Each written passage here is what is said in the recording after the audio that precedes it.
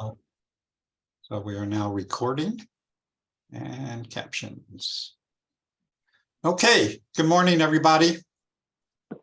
Got a good turnout today. Have an interesting meeting this morning, so I want to jump into it pretty quickly. Particularly, our presenter Paul this morning does need to head out of here fairly soon. So I want to make sure we've been kind of, in case you haven't noticed, we've been kind of changing the agenda a little bit and doing our updates and presentations first, and then getting to our updates and so forth. So anyway, just good to see you. Actually, let me see who's online today.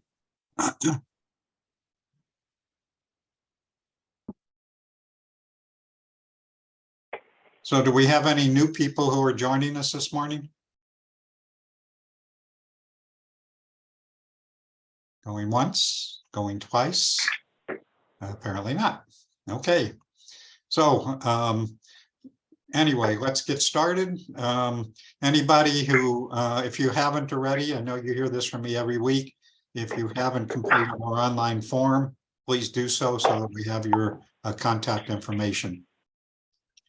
Let's see, just a reminder that after our formal meetings that we do kibitzing with colleagues. It's basically an informal gathering. So anybody who wants to stay online after the meeting is welcome to do so. If you got questions, things you want to share, etc., that's a good time to be able to do that. It could be 5 minutes, it could be an hour, it could be 5 people, it could be 2 people, it could be 10 people. It's just hard to tell. But again, that's a pretty informal kind of thing. Steve, can you ask that phone number to mute, please? Or can you mute him? Yeah, I'm not sure. Yeah. It's the 425. Okay, there we go. Okay. Moving on. So I'm going to jump into our presentation this morning, our update and presentation this morning, and then we'll come back to some updates and announcements and that sort of thing. So with that, I want to introduce Paul. Is it Keeley, Paul? Yes. Yeah. So I want to introduce Paul Keeley, who is a lecturer in Management Information Systems at the University of Arizona and Associate Director for the Information Assurance Security Education Center. And by the way, those of you who don't know, the MIS department at the U of A is one of the top 5 MIS programs in the country. And so, Paul, I'm going to just turn it over to you to talk about the center and what you're all about. So I'm going to stop sharing and let you share.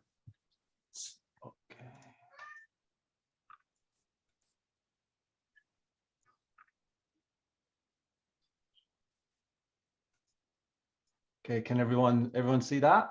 Yeah. So Paul, let me just say one thing before you jump in. So I know we've been kind of talking about that we want to do something in the cybersecurity space, and so I ran across Paul through some introductions and had a really good conversation with him, and he's very interested in helping with moving ahead with some cybersecurity initiatives with the task force. So with that, Paul, I'm going to turn it over to you. Okay, thanks, Steve. Can you hear me okay? Yes. Okay, great. I won't take too much time. I just want to go over a few things. I know that we only have an hour and you have other things on the agenda. So I don't want to spend too much time, but I did want to give an introduction to Eller, the MIS department, then just mention some of the programs that we have here at Eller, talk a little bit about the Information Assurance Center, and then a little bit about our requirements as a Center for National Academic Excellence, and then see how that fits into community, or explain what our requirements are for community involvement, and then leave that open for questions. Does that sound okay? Sounds great. Okay, great. All right. So first of all, Eller College of Management. We have lots of programs going on.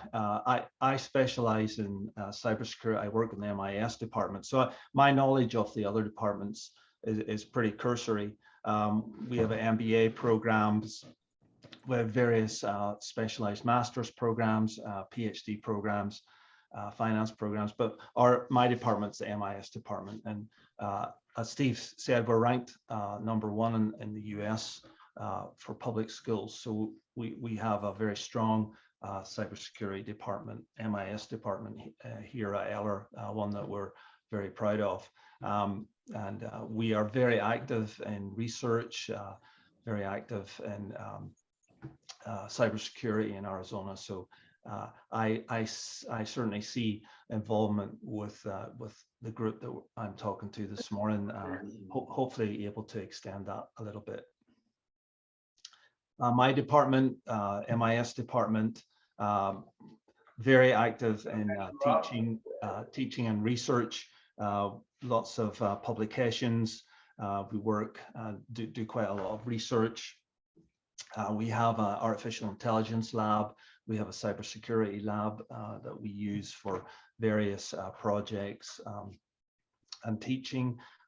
We have various competitions that we run, cybersecurity related competitions, penetration testing labs, and so on. So we have a huge artificial intelligence lab, which we work. One of our research interests are the increasing use of artificial intelligence in cybersecurity. That's one of our major focuses at the minute. We have lots of other centers, but I want to focus today on MIS, on cybersecurity. That's really what I can speak for as far as Eller goes. And then our programs, we have 3 basic academic programs. We have our Masters in Cybersecurity. We have our Masters in MIS, and we have a track called AZ Secure in that. And then we have our Enterprise Security certificates. I'll talk about each one of those. So our main focus, our Masters in Cybersecurity class, helping students to gain mastery in the growing field of cybersecurity. We offer lots of different classes, from risk assessment to penetration testing to ransomware. We do everything really, every possible course you could imagine in cybersecurity in our online masters. Then we offer the enterprise security courses. Each course has 3 credits. The one I teach, MIS 516, Information Security Risk Management. We offer information security in the public and private sectors, and then systems security management. If students complete these classes, then they get their enterprise security certificate, which is an industry recognized certification. Then we have our AZ Secure program. Basically, what this is a way for students to come in, get a qualification in the industry.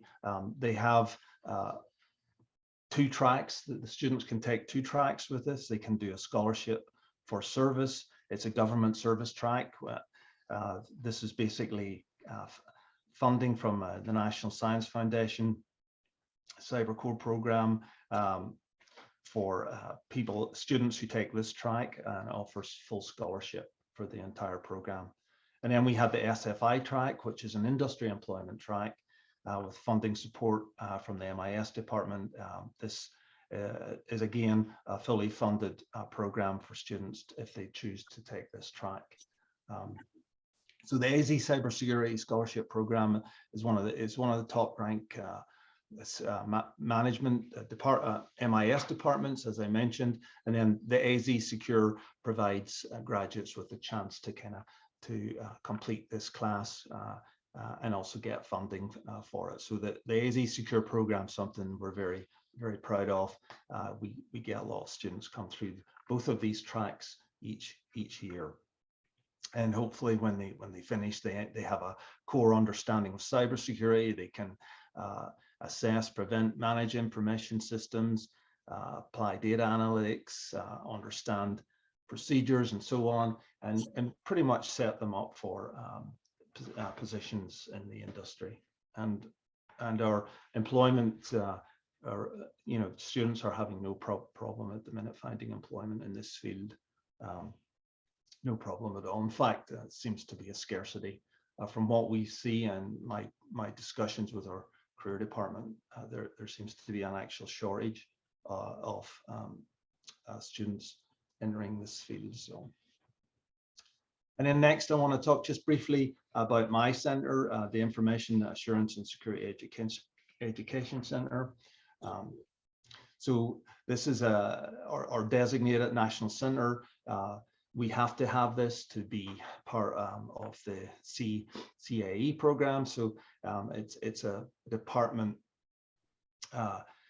where we are able to work as a team, and our goal is to promote responsible information and cybersecurity practice through curriculum development. So this is where we work at developing our curriculum that we teach, the tools that we use, the materials that we use, and then we try and work with industry partners and make sure that we're on the right direction, that we're teaching things that are relevant to today, tools that people are actually using.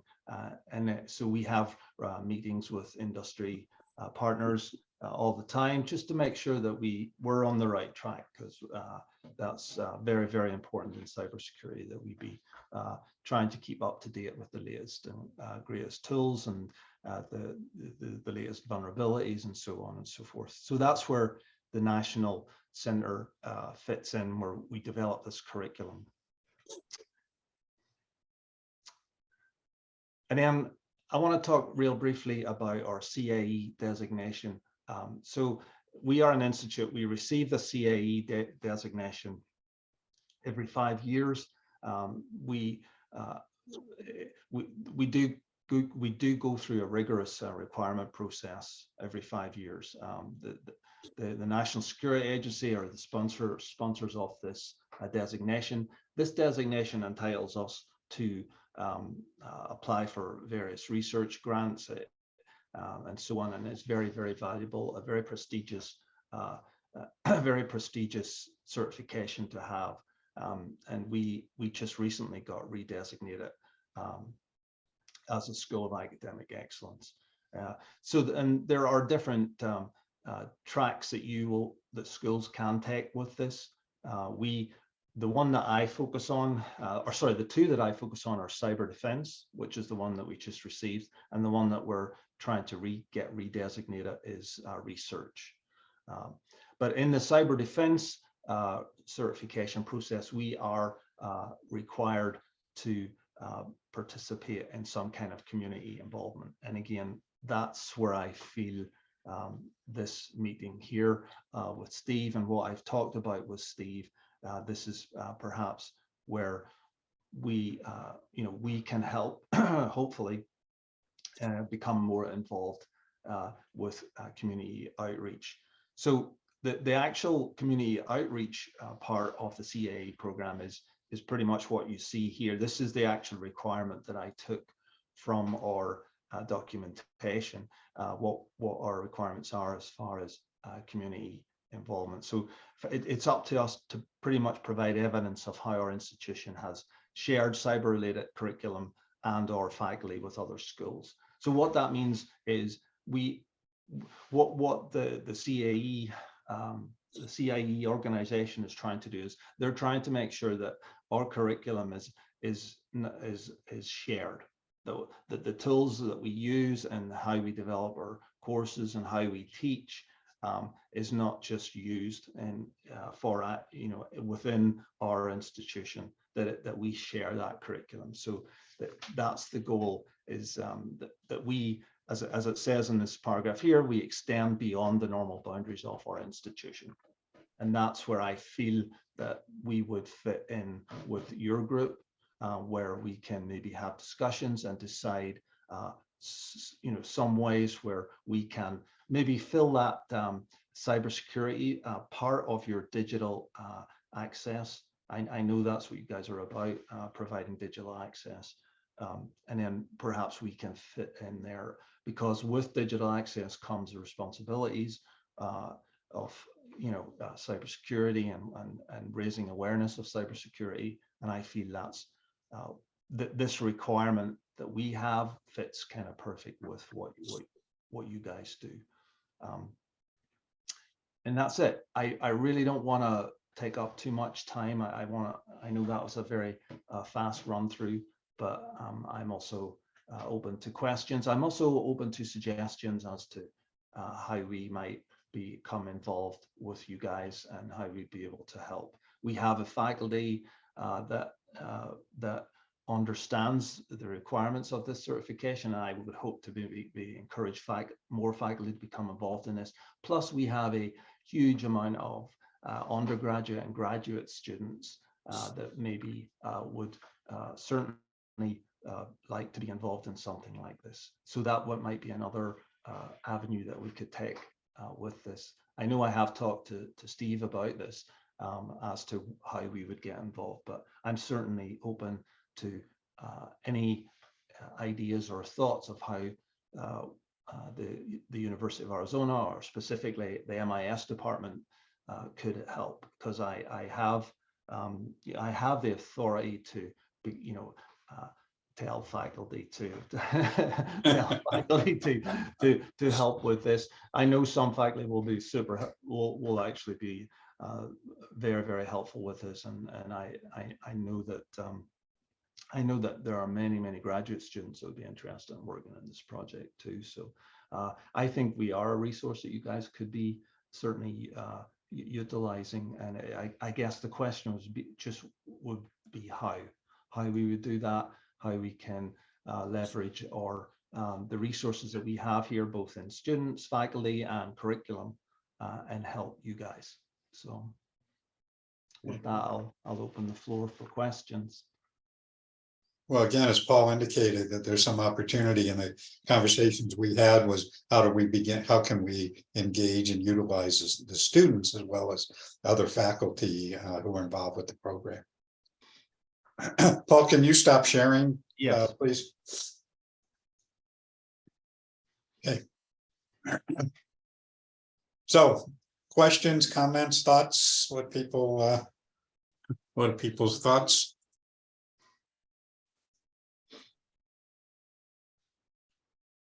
Yeah, thanks, Steve, and thanks, Paul, for the presentation. I did drop you an email. I think you hit a couple of good points, especially on the need for training, additional talent in cybersecurity. I think that's one of the issues that we see as an industry. Brian, can I interrupt you for a second? Can you tell people who you are? Oh, I'm sorry. Yes, hi. This is Brian Daly of AT&T. I also, do a lot of work in the cybersecurity space with a group known as the GSM Association, which focuses on wireless security, specifically here in North America, as well as dealing with the FCC on security-related issues for wireless. So I dropped you an email, Paul. Be good to sync up on a couple of ideas on how we might look at some of your work on a national scale. And Brian had also stepped up some time ago, was offering to help get a team going under the task force on looking at cybersecurity. And then, of course, we're having conversations with Paul and Will McCullum with Pima Community College and others. So I think we're beginning to get a cadre of people who are interested in cybersecurity to look at how we can move ahead with the task force in that space. Yeah, that would be great to do something like that.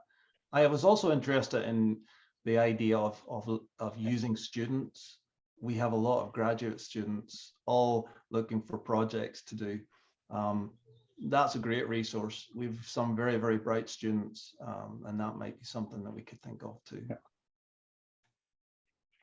Yeah, it'd be great we've always been interested in looking at how can we find ways to engage students. And so this very well may be an opportunity for us to do that. Yeah, and also use our curriculum too. That's the thing, is we spend a lot of time developing an up-to-date curriculum, materials, tools. these are all things that, you know, you guys could be using. We would be willing to share, or, you know, as a way to sort of advance cybersecurity in the community. So again, a great resource. So we had a question, Paul, from Elena about, can students act as digital navigators? I'm not sure if you know what that means, but that would be something that we could, that we could consider. I guess it's just maybe the logistics, just working out the logistics of how we do this and what avenues we need to take. But the way I would look at it is that I would be maybe the contact, and then we would sit down and discuss the different avenues, whether that be using graduate students, undergraduate students, or curriculum sharing, or using some of our labs or something like that there. Yeah. okay. Hi, this is Sharika, but Mala has her hand up, so I'll let her Mala? go first. Yeah. Thank you, Sharika. No, my question was, Paul, could your students or anyone from your department train or do a webinar for IT, library IT on cybersecurity and what tools you have available for them? And also the other question was, are your tools available for libraries to use? Do we have to pay for them? Are they available free of cost? Paul, just FYI, Mala is with the state library. She's Oh, the okay. rate coordinator for the state library. Right, and I put it in my in the name for this on the screen. You can see it. Yeah. Right. Yeah, Mala. So to answer your question, yeah, I mean, the students would be available to do something like that. There's no doubt about that. And then as far as the cost of tools and stuff, most of the tools that, you know, we use are some of them are tools we've developed ourselves. The ones that we've developed ourselves, there would be no charge for something like that there. The other would be maybe licensing issues. I would have to look into what specific tools that we were using. But the one thing I know for sure that we could use would be our own curriculum, which we've developed. That would be something that students could use as a tool to teach and do webinars and so on. Yeah. Paul, I would like to extend Ilana's question about digital navigators to, you know, ECF. ECF is a program where schools and libraries give their laptops and to community members, and with these they connect to the school, they connect to the library, to the resources that we have. We just want to be sure that we are safe when they connect, you know, and they're connecting from home using the laptops that they have borrowed from the library Yes. or the school. So would that be a possibility? Yes, I mean, something like that would be perfect. You know, that would be a perfect scenario for some of these students in what they're, you know, in what they're involved in and what they're learning and what, you know, the classes that are taking. That would fit perfect in something like that. Yes.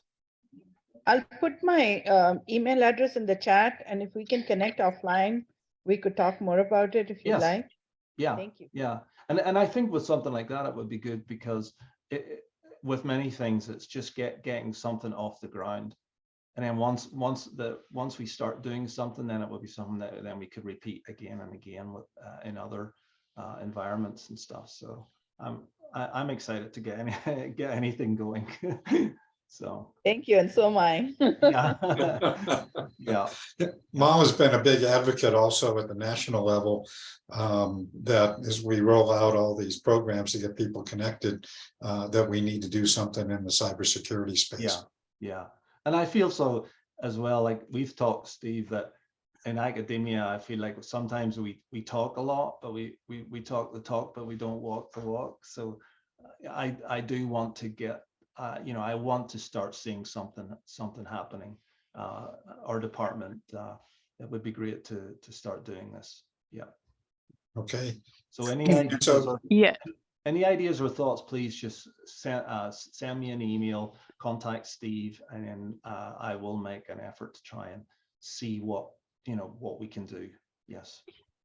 So, Sharika Jackson, I'm actually a graduate from the University of Arizona with my degree in MIS and Operation Management.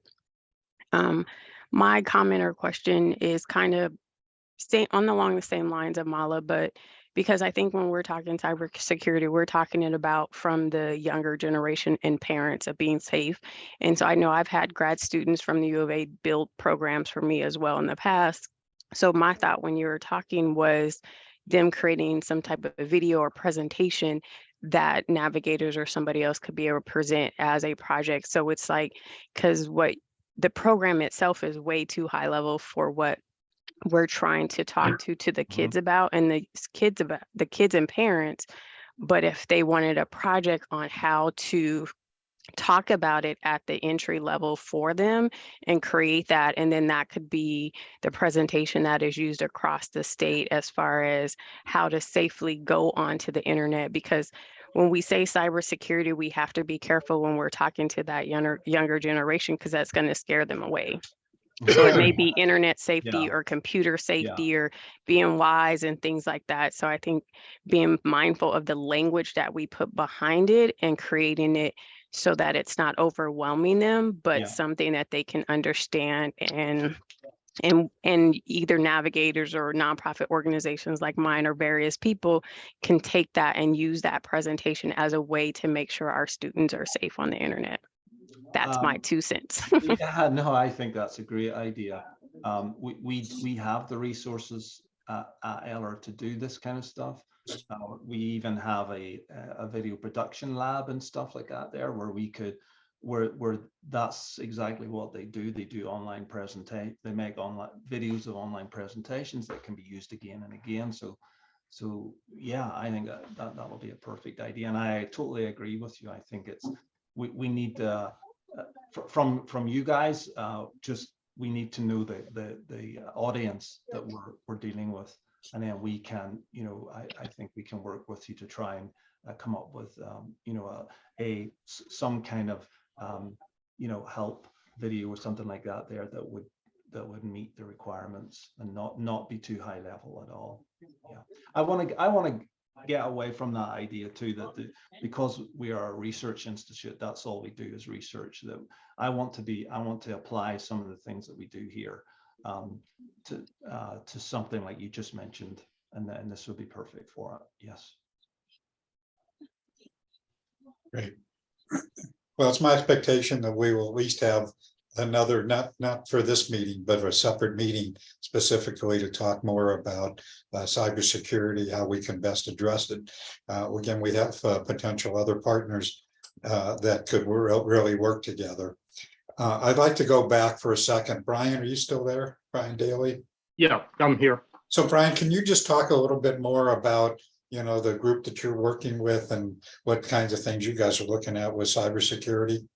Sure. I chair the GSM Association's North American Fraud Forum and Security Group. So we have a broad scope to address fraud and security related to wireless networks here in North America. So we look at you name it, when it comes to fraud and security topics, it's really comes under our charter to work both here within North America within the wireless operators, as well as globally on an international scale with the global community to address any fraud and security issues that come about with the wireless ecosystem. The other group I'm working with, I also co-lead the FCC's Communication Security, Reliability, and Interoperability Council's 5G security group. And we're currently looking at developing a paper on HTTPS security as it applies to wireless networks. Okay. So Brian, that's really a collaboration of a number of different companies, if I'm not mistaken. Correct. Yeah, both of them you know, the GSM Associations group is primarily wireless operators, both large and small, here within North America. And then the FCC CISRIC is a collaboration of both infrastructure vendors as well as operators. So Brian had stepped up, contacted me some time ago about helping to get a group going under this task force on cybersecurity. So working and hoping I can twist Paul's arm or somebody from the U of A to help coordinate getting something like that going. Yeah, that sounds great. Yeah. Okay. Vaughn, did you have something you want to say? Oh, went away. Any other questions or comments for Paul before we move on? So it's great, Paul. Thank you very much. Obviously, you can see that there's a lot of interest, and of course, the interest not only individually for people who are participating in this group, but also on a larger basis. So I look forward to continuing our discussion and collaboration. All right, Steve. Thanks. Thanks for meeting. Nice to meet everyone. Yeah. So Mala was saying I'd like to connect with you from the State Library. Anybody else have anything they want to say before we move on? If not, we're ready to move Bear on. down. Go Wildcats. Okay. All righty. So let's move on. Elena, or do you want to say anything about the meeting that we had about and Lisa, I believe you're online too. Lisa, do you want to talk about the meeting that we recently had about an ACP project with the FCC? Sure, I could just briefly say what we talked about. So we met on Friday with Lyle Ishida, who's the chief of the Consumer Affairs and Outreach Division for the FCC, along with Kayla Hernandez, who works with him to try to make a big push for ACP sign up. They've recognized that it seems to work best when it's done with in small community by word of mouth with outreach partners rather than just a whole blitz email social marketing blitz, because many of these people who are not connected would not be looking on social media or would not be looking online to get connected. So his idea is in January 2023 to do a 4-day intensive train the trainer with outreach partners who would then be able to train key individuals in their organizations to become the digital navigators and to get people signed up from ACP, as we've learned that often there's a follow-up required, right? So if they just come to some random place and sign up, there's not likely to be a whole lot of follow-up. Whereas if they sign up within a local community organization with people they know, they're more likely to be able to go back there for all sorts of follow-up. I don't know if you want to add anything else, Steve, but basically we were trying to organize with Lyle some of the outreach partners we could reach out to and start the discussion going for all of that. Elena, do you have anything you want to add? No, Lisa pretty much summed it all up. I appreciate Common Sense taking a lead in helping to get that meeting together. So really appreciate that work. It could be a very exciting project for Arizona. So looking forward to that proceeding. Okay, moving on. I don't think Sandeep is online today. So we'll move on to with our updates. So Mala, do you have anything that you want to share this morning? Really nothing much that's happening. We just have, there's lots happening behind the scenes, not much to report. We had about 323 1,000 households that have signed up. This data is as of October 30th for the ACP program.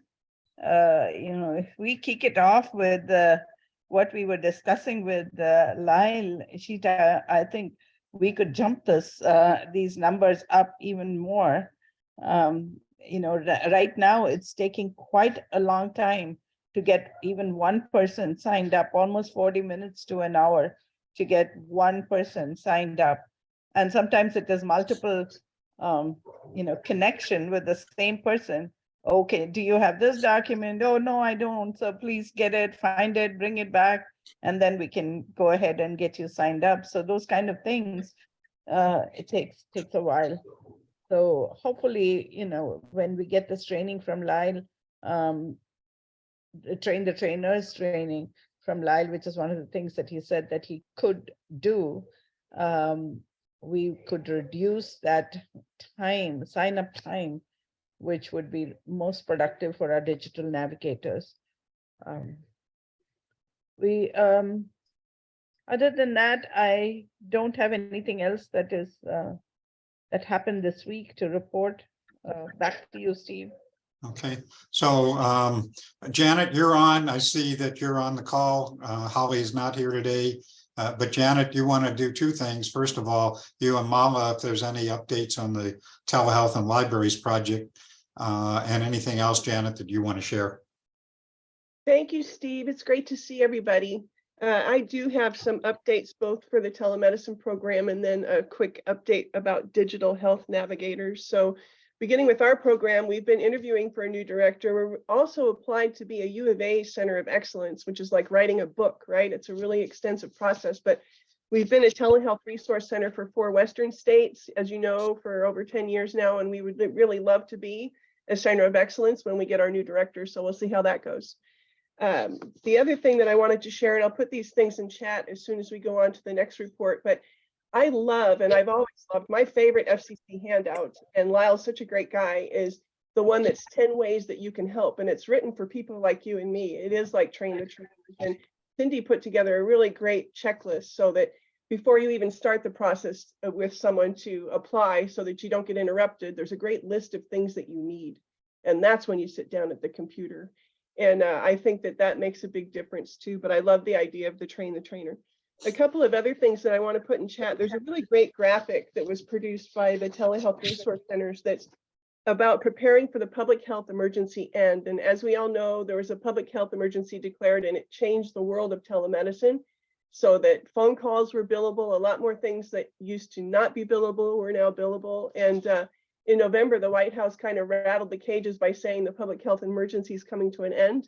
But there's actually, after January 11th, when it ends, there's a 151-day flexibility period. And there's a great graphic that goes through all of this for folks who are interested. And I'll put that in chat as well. And then my distance learning telehealth calendar went out. But one thing that wasn't on it is a really great webinar that's coming up that also is about changes about telehealth policy for 2023. And this is something that we all need to keep a close eye on and our finger on the pulse, because a lot of the changes really are legislative. If we want to keep billing for phone calls and things that patients love, well, some of these changes will require legislation. So I do want to share that with you as well, and we'll keep you in tune with that. Telehealth and libraries, you know, we're looking forward to planning the next big rollout in Ajo in the spring. And meanwhile, Mala and I are going to be working along with a committee of folks that will be planning digital health navigator training so that we can work with the promotores and the community health reps from IHS and anybody who'd like to share digital health resources. We really want to do that, and that probably won't happen until the spring. It'll be a partnership with the Arizona Department of Health Services, and of course, we'll invite the community health centers to be on that planning committee, but we really do look forward to planning some good solid training for people on, you know, how to use the vital signs monitors that we've deployed, information on diabetes and where to find the best information for digital health navigators, as well as looking at ways that we can build resources that are specifically for library patrons so that people know where to go to get good vetted information about their healthcare. Because of course, creating these public spaces for people to have private conversations about their health also means steering them towards the best vetted resources. And then the last thing I wanted to mention, I look forward to the ATIC meeting this Wednesday. I'm so sad I missed the last one because we talked about projects, something that I've been wanting to do and get involved with and have that conversation. But I don't know if this group has had the conversation, and maybe it's best at ATIC, but I have very specific concerns and don't know what our input would be to the Arizona Commerce Authority, but I would have loved to have seen the job that was advertised for our state broadband director to be one person who's focusing specifically on broadband and not a multitude of responsibilities. And, you know, if I could be queen for a day, I'd also say that we need an assistant broadband director who's just going to focus on tribal broadband. You know, there's so much money and it's so overwhelming that I look at this being divided up and I think, gosh, to have a full-time job. I don't know if we've made recommendations as a group, but I think it'd be great if we could. And I know that the job's been advertised and the wheels are in motion, but I think that it's really important for us as professionals. Many of the people on this call and many of the board members in ATIC are people I've networked with for 25 years in telecommunications, and it's a heck of a lot of money. And I'd like to really be sure that we all have a strong voice about how we feel that should be spent and what we think that broadband plan should be moving forward. So Mala, Janet, so my understanding is that ACA is probably actually going to hire several different people to focus on digital equity, infrastructure, and a number of other things. So it won't be a one-man band like it had been with Jeff in the past. And I don't want to go into details because they would be better. I'm sorry that Sandeep isn't here today to share that. But my understanding is that they do intend to have other people come on board. You probably saw that the job description is vice president for infrastructure and broadband. Right, and that's really, to me, that's concerning. And I appreciate the fact that there's going to be multiple people, but I sure would love to see all of the experts here that I know really have a voice, and it might not be the same opinion that I have, but I sure would love to see us have a full-time tribal broadband person and start looking at these things county by county, you know, to look at the Arizona broadband planning grants. No one in Greenlee County has ever even applied for one. You know, I think that if we really want to be equitable in terms of how funding is dispersed, we really need to look at things county by county. So, you know, maybe that's a conversation for ATIC on Wednesday. I look forward to that meeting, and I thank Mark for putting that in chat and promoting other people to join us and have a voice. And my sense is that ACA is looking more and more about having input. So I think that they will welcome input. This So- is Joy Whiting. Can I just put in my 2 cents? I just Sure. so much appreciate what Janet just said about looking county by county. Dr. Erin Carr Jordan came to Apache County a couple weeks ago, and we toured her around some places in the county that received the ABDG. And she asked a lot of questions about what needed to happen to further the implementation of the equity portion of the grant. We took her to Summit Healthcare, we took her to the library, and there are things that need to be done. And I'm a one-man person in the county trying to help navigate all the digital equity portions along with everything else that I'm responsible for. So extra help, extra support, extra care about what Janet just said about county by county. It's very much needed, and any voice that could be put towards that would be extremely important and very much appreciated. So thank you. Steve, this is Mark. Two quick things. Also, on top of actual personnel hiring, I do know from Jeff and his reporting that they're hiring 2 different consulting companies. I believe Ernst & Young will be their compliance and governance consultant, because as Janet indicates, there's a lot of money. There could be $1 billion by the time the BEAD money plays out in Arizona, and that carries with it a lot of overhead and back end and government HUOP That's probably not really a word, but so they have one vendor, one contractor for that, but they're also hiring KPMG to manage the middle mile relationship, the public-private partnership that they've been seeking for ADOT and state fiber. So those are moving trains at the Commerce Authority. I don't have a lot of deep insight in that, but they are broadening their team in those ways as well. And then finally, I did post in the chat, I had a opportunity to be on a panel with 3 other states on telehealth last week. That came after the Healthcare Leadership Council Award in June that Janet hosted at the Phoenix Telehealth Center. And there's a really nice short deck with a history of ATIC telehealth and then a slide or 2 on modern implementation here with libraries and the development of a biotech cluster in the state. So short deck, the link is in the chat. And a great time to pitch for ATIC to do another telehealth update for broadband. You bet.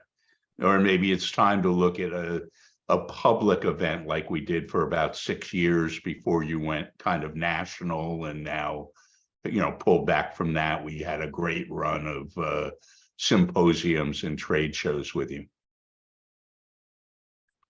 Just a reminder, although I try to pull out any presentations or anything out of the chat before I close it down, but once the meeting ends, you cannot download files from the chat. And so if you want anything that's in the chat right now, you need to download those files to your computer.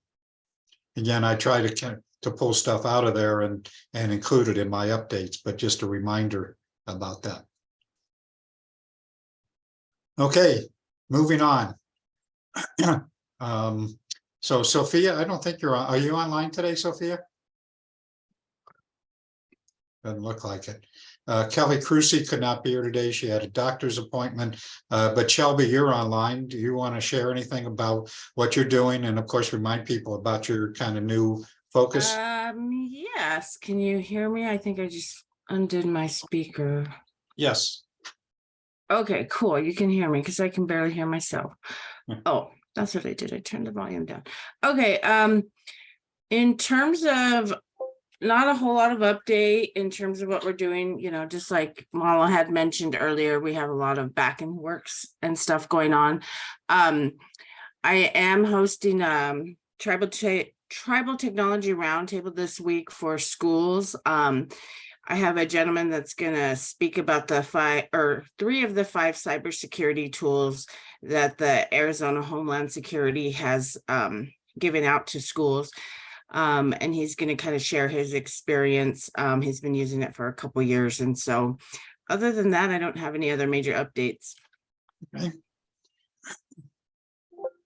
Cindy, do you have anything that you want to report on this morning?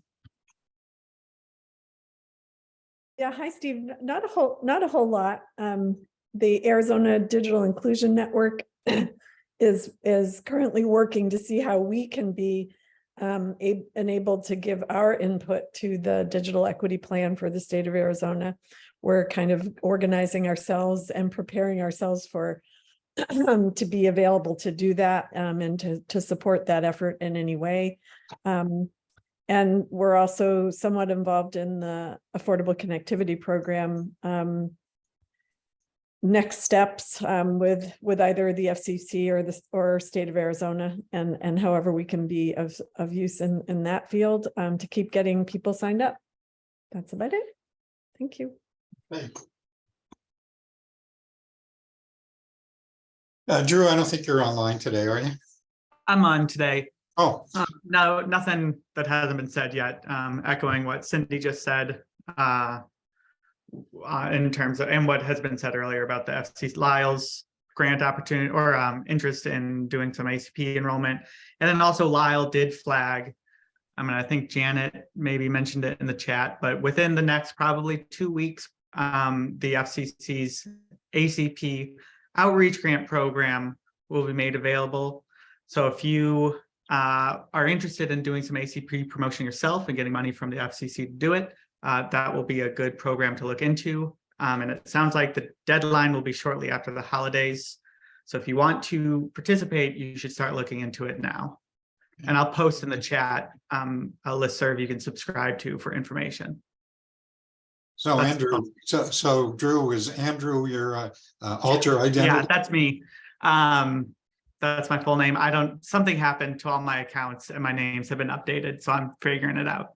Okay. Well, because I knew another Andrew Gardner and I thought, well, God, maybe he's online today. I can't speak for him. Maybe he is, but this one. I don't think so. Okay, moving on. I don't think Aaron's on call today. And Nicole, I don't believe is online. I don't believe Derek is online, or Gabe. So anybody else have any other updates, information that they want to share? Steve, this is Mala. I just Mala. I put something in the chat about FCC assisting tribal schools and libraries with applying for E-rate and getting funding for connectivity. And they have this program. With this program, they would dedicate a person to actually help right from start to finish to getting the funding. Sometimes E-rate funding applications actually go 3 consecutive years. And it's a long time for someone to remember what they did 3 years ago and to claim the funding after that. It starts with the RFP process, the application, and then finally the invoicing. And they are willing to help. So the application deadline for that is November 18th. And they would select based on the need and the interest that that organization has. It could be a school, it could be a library, and they would support them. And if anyone wants more details on that, I'll be happy to share. So you can get in touch with me if you need, or with Sharika. I'm sure she knows about the program as much as I do. and Shelby as well. Mm-hmm. Mala, Yes, this is Joy. I just had a question. Do you know any status on the E-rate project that started some time ago about getting the chapter houses qualified and how that's going? I haven't heard anything about that for a while. The chapter houses can actually, they do not have to apply through the state library, if that's what you would like to know. Before, we had to certify them to say that they are chapters and that they are open so many hours, they are eligible for the LSTA grants. Those that had applied until 2021 still have those requirements, but if they applied in 2022, which is the current year, they do not have to go through the state library. Their own government has to declare that they are community library and that they are open to public, and they have a staff or a volunteer or someone who can use those resources that are available at the chapter for the community. So wasn't there already a project where a lot of them are already qualified for E-rate funding? I don't know if Ian is still on the call. I know no one was doing some stuff with that. I was just wondering an update. I haven't heard how that's going. I can give you an update. Okay. I don't. This is Ian. Yeah, and Mala, excuse me, Ian, can you tell people who you are, please? Oh, yeah, certainly. My name's Ian Hathcock. I'm the Director of Sales and Operations for Smith Bagley. We're a regional cell phone operator, Northeastern Arizona, New Mexico, and an ISP. And so we were awarded, along with NTUAW and Sacred Wind, which is the New Mexico, to build fiber or to provide fiber services into all of the chapter houses and Head Starts. It's about 138 sites across Navajo Nation. We're doing a smaller portion SBI. We're doing 400 miles, which is not a small bill, but 400 miles of new fiber across Navajo Nation. We're just starting our part of the project, Joy. We finally got through the NNJOD. That's a long process, but Sacred Wind and NTUA have approximately 50 sites that are stood up today. Their funding was at risk. This was coming up to their last year, and I know the consulting group has been working with Navajo Nation and helping try to improve those processes so they don't lose their money. They've got about $60 million at risk right now. The E-rate, they're hoping E-rate will improve. Yeah, and so that, and it's all held up really because Navajo Nation right-of-way processes and those things are very challenging. There's a new rollout, what they call the one-stop shop, which is supposed to put a 10-day shot clock on Navajo Nation permitting and right-of-ways. That's supposed to be going in. We'll see. We've been doing this for 26 years on Navajo Nation, and we know processes take a while to get implemented. But so yeah, 60 million at risk. The project's about 50% complete with theirs, and then ours will be at risk, which is another 19 million at risk next year if we can't get E-rate to approve the extensions and the right-of-way processes. So it's kind of high level update, but I'm happy to give you any more information you'd like. Hi, Joy. This is Shelby, and I'd be happy to look into it as well. There was a little side project for me to do because I do go visit schools up on the reservation. That I was tasked to kind of go visit some of these chapter houses, and I attempted to I made some headway with people, and they invited me, and then I think someone from Smith, whoever. Not NTUA or Sacred Winds. It might have been your company, Ian. His name is Blake. They kind of asked me to hold off on going to visit, but I can reach out to a few contacts and see where they're at on all the different vendors and provide that here in a week or two and see what I can find out. Thank you so much. I was just curious because I hadn't heard anything for a while. And isn't Infinity handling the consulting, Ian? Yes, yeah, they are. Yeah, Yes. They sure are. Yeah. So I don't know if is in and I know there's some of them that are done. There's about a dozen or so that are completed. In terms of my understanding is they do have the fiber in place, and those were the sites that I was going to go visit. But yes, there are a lot more than a dozen. Yes. Yeah. There's about 40 or 50 sites done total. Yeah. We can get you a complete list if you'd like. Right. And then Shelby, if you'd like to get on sites, we have a Blaine that works for us. He's in our maintenance department, so I'm not sure, but please reach out to me on the side, and I'm happy to get you in any of those. And we also provide, we're the last mile provider for about 45 or 44 schools on Navajo as well that are BIE operated schools.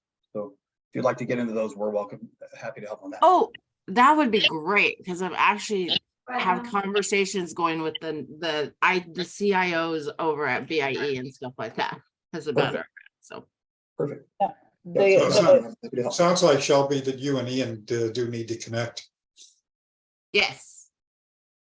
And the problem that we are having even after the fiber connectivity, that's Ian's job done, once he hands over after the fiber is connected. But we are having a lot of difficulty trying to staff these chapter houses. Earlier we used to have volunteers to do it. Sometimes we had paid staff, but the problem is having staff consistently available to open these chapters and allow the community to come in and use it on a regular basis.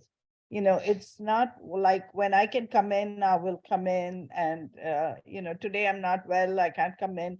There has to be some way that that chapter can be open regularly with regular posted hours, and have someone available to help. That is where the digital navigator training comes, because these chapters do not have physical books.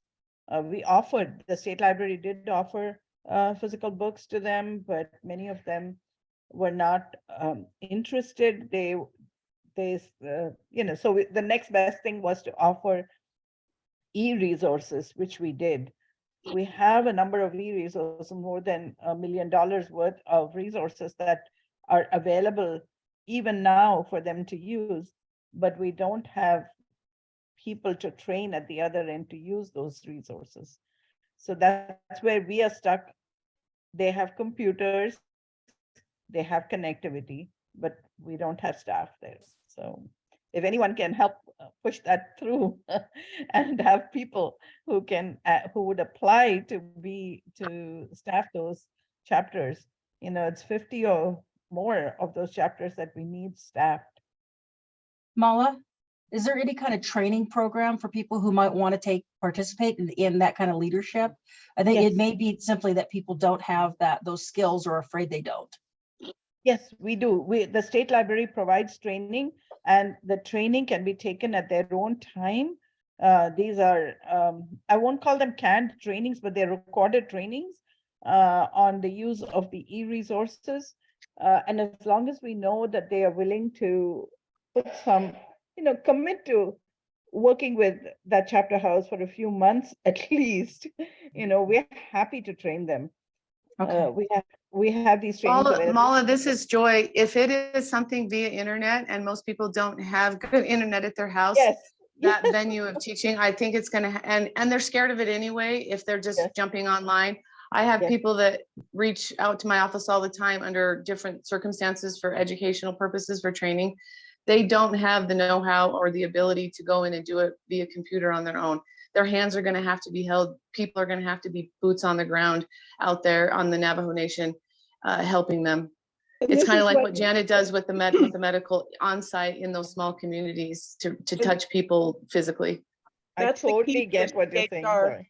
And that's really why the CHR training is going to be important. The community health reps and the promotores, they are that person. They are the link to the community. And, for a long time, we've been teaching CHRs how to use technology, how to communicate by video, how to use a blood pressure cuff. That's the type of support that we really need. And that's the digital health navigator portion of training that I talked about. And to do that statewide, I think that we can make some of those links in many of the communities. And those are the people really, they're so important. They're such an important part of our healthcare system. And I really do have a lot of faith in them learning these technologies and then telling their families and friends and neighbors that, if you go to the chapter house, you can use these resources. And I think it's a matter of getting the word out there and having that personal touch of someone who's going to take you by the hand and show you. Right. And Joy, that's what we're looking at. I totally get it that, you can't train someone online if they're not online and if they're afraid of being online. Dene College actually did offer to be a part of the program and that they could do in-person training at the college if people would go to the college. But again, it's the logistics of doing it that we need a champion, as Janet was saying, someone who is willing to push this through the community and say, hey, these resources are available free of cost. You just need to get trained how to use them. And once you go to the library or the chapter, you will be able to use these resources and there will be someone who will help you. So that's where we are stuck, Joy. Yeah, I totally understand. I'm so worried about it. That's what's been on my mind a little bit after Dr. Erin Carr-Jordan's visit. She wants to go to the Navajo Nation, but I can work with what I can with the superintendents because they outreach to the communities all the time and the students and their families. I think there's some networking opportunities there to help solve the problem. It's just going to be endurance and patience and perseverance, I think. Right. Well, and I think maybe getting some excitement moving about it and some volunteers outside of that environment who might be willing to teach. Well, and I'm always happy to help. I have family that lives up there on the reservation, so I go up there. But like I've talked to my family about the ACP, they didn't know anything about it. And lo and behold, after I told them, they went down, to their NTUA office and went down there and got more information, and the rest is history. But like people have alluded to, I think it is somebody out there, kind of advocating, going out there and actually talking to people. But yeah, I'd be happy to help because I too have some folks out there that I can network with as well. Right. One of the things that we've had a lot of success with in terms of drawing people together is doing events. We used to do a lot of events for Lifeline, and we would have hundreds of people come to obtain phones or things like that. But it might be something where just an event of some kind that draws people in for a purpose that will help them to recognize the need for people to begin to staff those sites. I'm going to interrupt the discussion. And so, so she's going to drop. I was just going to introduce Alicia de Mesa, but it looks like she's gone. Okay. Well, one other thing on that topic, in case you can go off the topic, is I'm curious, did you guys have booths at all the recent fairs going on and stuff, that they had all over the reservation the past, couple months? I think it's winding down now because they're all cold. It's too cold up there, but just curious if ACP was hosting booths out there, because that's a good way for a lot of people coming into for, activities to kind of hear about the information. I'm afraid we didn't, not the libraries, but this is what this group is all about. I think, Shelby, if there are organizations doing something like that, or if there are other events happening, if someone in the group lets us know, then maybe we would, work with you or work with whoever we need to have boots on the ground there and make sure that something is done. It's this whole thing about what Laurentine said about exciting the people, making them understand what's in it for them. If we know that, then we can push it using that, health issues, for example, that Janet, referred to. If they have ongoing health issues and they can have a telemedicine, engagement from home, that would be a reason why they would want ACP, or that would be a reason why they would want to go to the chapter and connect with their health service provider from there if they don't have internet connection at home, or if they don't have all of the requirements like the blood pressure cuff or something else, whatever they need, if we have them, and we're working towards getting them to as many libraries as we can. We're in the process. We just did the pilot. It was very successful, and we want, based on the results of the pilot at Arivaca, we are trying to get more grants to buy more equipment to help libraries. 20 of our libraries have actually purchased pods, the privacy on demand kind of, for want of a better word, it's a pod. It is where people can go in and have a telehealth appointment privately and without much of the sound transmitting outside or outside sounds getting in. It's a quiet place where they can actually work and in privacy with their telehealth specialist. But it also can be used for other purposes. You want a business meeting, you can't do it at home. This is where you can do it. So there are 20 libraries that have actually applied and got these pods, some of them even wheelchair accessible, and others not, depending on the space that they have. But we're making progress in this area, and we are excited about it. We are happy to work with whoever is willing to work with us on this. Joy and Laurentine, anyone who's interested. Okay, so a couple of quick things before we end this morning is that I'm hoping next week, if they're available, I've run into 2 or 3 people, actually, most of them are associated with the University of Arizona, who are doing health education, doing health related programs, and doing outreach and online health related programs. And so I'm hoping, I just mentioned to Janet earlier today that if they're available, that I would like to schedule a sort of roundtable with those folks either next week or the week after, if they're available. Because again, these folks are doing some research, they're doing outreach and so forth in the health education space.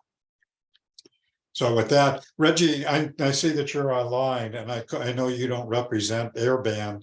And I know we've been trying to get a meeting together with those folks. I don't know if you're still there. I see you're online. If you have anything you want to say about Microsoft and particularly Airband work they're doing on the reservations. Yeah, I can't speak to what Airband's doing. I'm not on that team. But for us, hello everybody. My name is Reggie. I lead the Arizona Microsoft Philanthropy's TEALS program, which stands for Technology, Education, and Literacy Support in Schools. So our goal is to make sure that there's computer science opportunities at every high school here in Arizona. Our application to be a TEALS partner school just opened, and what we do is we support educators and students in learning computer science, and that's from the intro courses all the way to the cybersecurity, artificial intelligence, and we really do meet teachers and school sites where they're at to be able to support them and make sure that they can have a successful computer science course offerings long after we're gone. So our application just opened, and so we really are. I'll put the application in the chat, but we're really urging high schools, anybody who's an educational stakeholder, to apply. And so that process takes a while. So we know that what the school needs, and we can successfully launch the program for the 23-24 school year when the school year starts. And so from now till then, we're working together to figure out what they need. But I'll get in contact with them. I've sent you some updates via email. So right. But again, when we get something going, I'll reach back out to you. Yeah, thanks, Reggie. So Jenny, I see that you're online. Are you still working with Airband? Yes, I am. Really in relation to curriculum, there's. So excuse me, Jenny, can you tell people who you are? Oh, I'm sorry. So what relationship you have Hi with, there, everybody. I'm one of the principals of Native Network, a Washington State-based consultant and infrastructure provider that works almost exclusively with Native organizations across the country. And we have been in Arizona as an authorized foreign authority for probably about 3 years now, working with the Pascua Yaqui there in Tucson. And we have been an Airband partner since 2018. And initially what that meant was, Microsoft worked with providers like ourselves to help with, the digital divide and helping, in our case, helping tribes deploy their own broadband infrastructure. And so we've had great success doing that, but obviously a very important piece that you all have been talking about today, and we talk about every week, is usership and digital literacy and inclusion and, all the things that you all work so hard on. So it is challenging, but Microsoft has been, working on developing curriculum and tools and resources for tribes and others. So they say, and it was kind of due out in October, but they say that this fall yet, or, we're headed towards winter, they would have that available. And so our role is to help, take that wonderful asset and tools to tribes in Arizona and otherwise. So as soon as I know anything, Steve, and I will definitely see if, Miley Martinez is our, our person at Microsoft for this. And, I don't know that she's been able to speak on this topic to the group. So maybe that we can get that lined up here later in November. Yeah, Reggie and I have been trying to reach out to Miley. I talked to her some time ago, and then we haven't heard back from her. So yeah, well, I'll try to nudge her as well. I know that they, as many other large corporations, have been going through some changes, preparing for, the recession or just difficulties. So I know some things to happen structurally, but Miley's still there, and I'll definitely help with that. So that'd be great.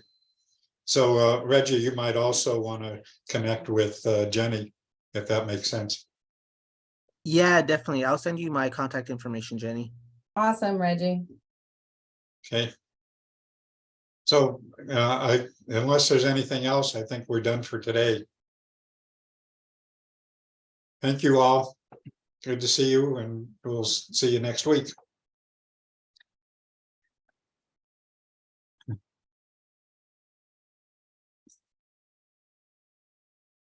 Kirk, you're way too quiet today. Busy multitasking. Yeah. Janet, since you're still online, can you see what your schedule looks like next week? Whether you think you're going to be able to be available if I can get this panel together? Yes, that would be the 14th, and Yeah. that works for me, if that works for other folks. Okay, Yeah. I will contact them, and if they're interested and available, then I'll introduce all of you before the meeting on Monday, if I can schedule that. Sure.